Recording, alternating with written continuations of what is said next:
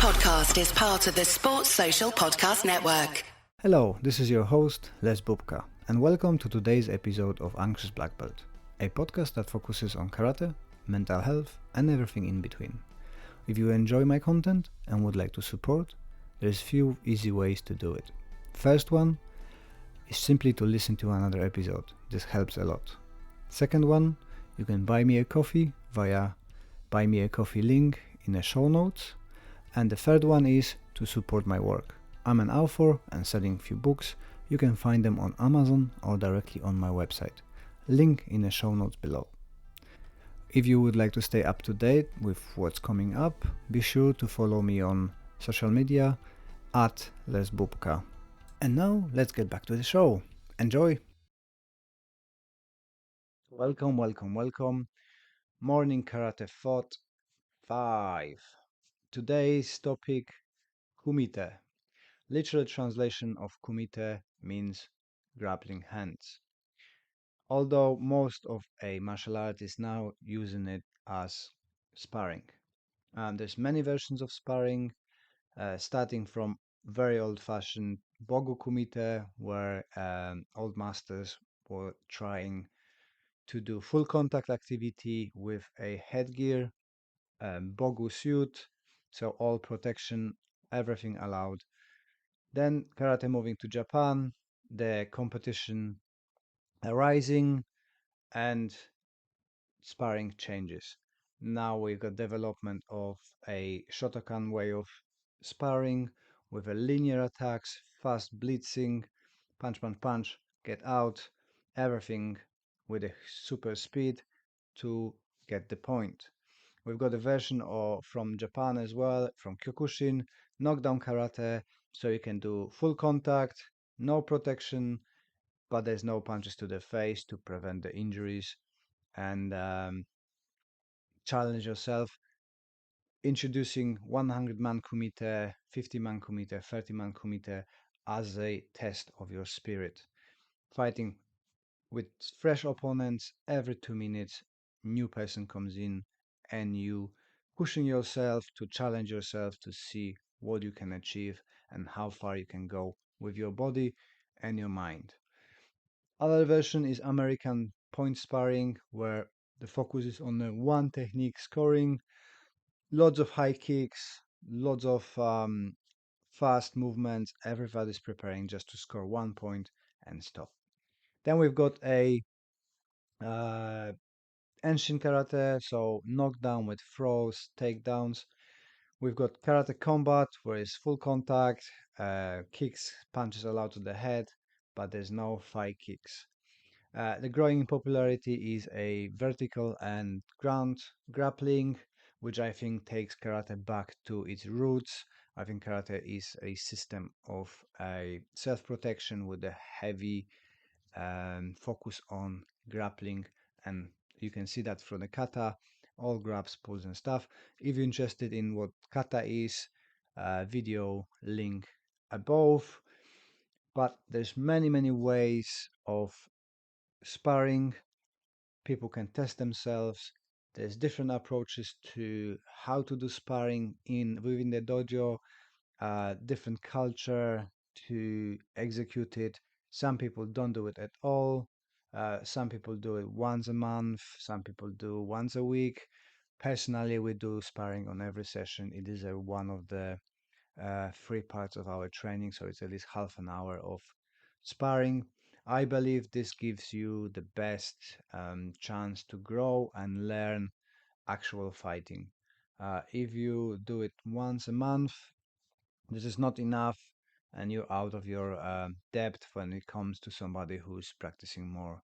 Like with everything, more you practice, the better you get. And the only and the best way to learn sparring, whichever form you prefer to do, is to do that activity often. That's the way you get better. I like to test myself and my students to go to different dojos, different clubs, different organization, different sports, and do sparring. I'm going to BJJ. I test myself in sparring with them. Mostly tapped out, but that's not the key area of interest from a point of view of karate. Our sparrings are geared of getting up and escaping. So if somebody takes me to the floor, I need to be aware what to do, but my main objective is to get up and run away.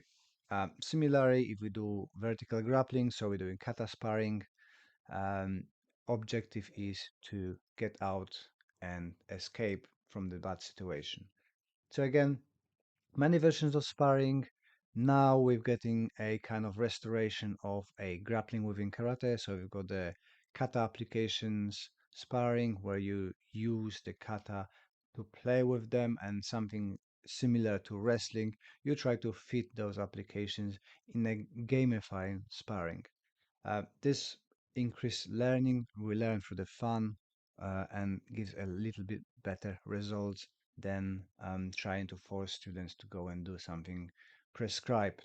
Um, Rolling on the floor is a big area as well of interest now within karate.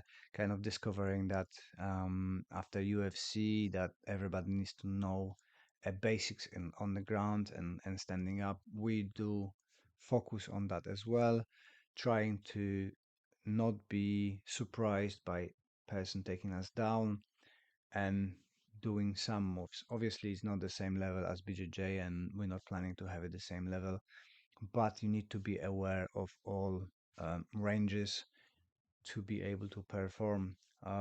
Interesting is to go and try with different people. You go to Muay Thai gym, their clinching, their fighting styles is completely different to karate.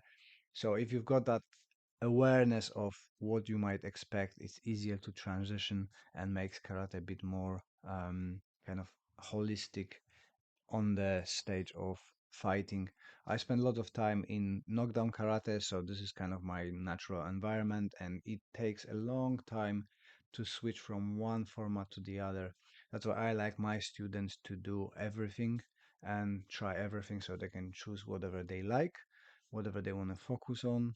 But if you don't spar, you won't be able to fight.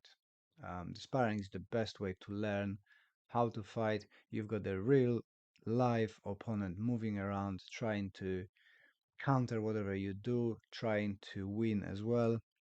So it pushes your abilities to defend, to attack, to move from side to side, to change angles, to try different tactics, different approaches. Only through that live testing you can learn how to fight.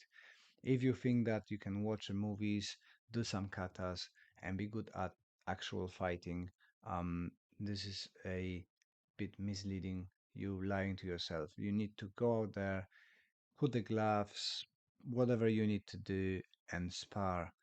Test yourself under pressure, under that adrenaline, when with a live resisting opponent who wants to maybe not hurt you, but wants to stop you from hurting them, or stop you from submitting them, or stop you from winning points, whatever. There is no substitution for a life partner who wants to prevent you from do things, and you learn far more things from that live training than hitting pads, hitting bag, doing kihon, or doing solo kata. If you enjoy this and would like to support the Morning Karate Thought, please listen to another episode or watch another episode depending on where you're watching, listening. Um, Subscribe, hit that notification button, and share with your friends. It means a lot, helps a lot, and we can see that we're slowly growing and getting more popular. Thank you for your time. See you tomorrow. Sports Social Podcast Network.